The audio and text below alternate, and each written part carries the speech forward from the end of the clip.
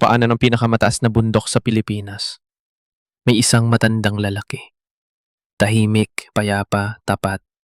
Pangalan niya, Noe.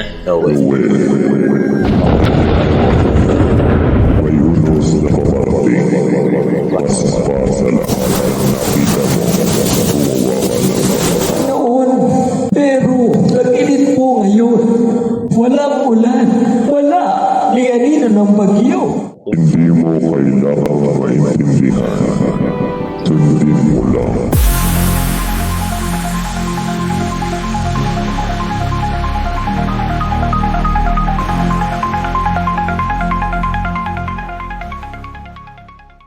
Sa ilalim ng araw na walang tigil ang init, isang matandang lalaki ang patuloy na nagtatrabaho.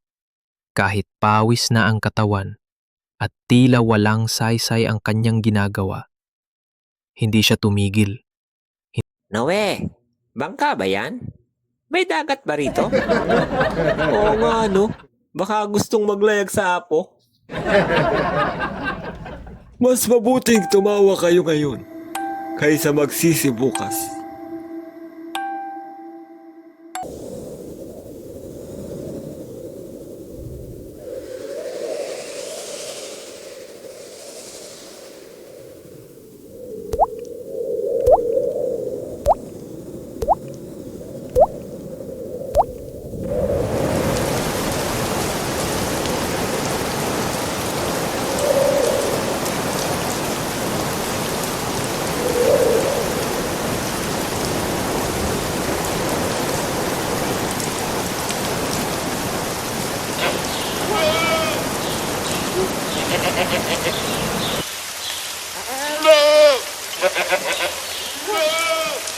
Halina kayo sa loob ng bangka!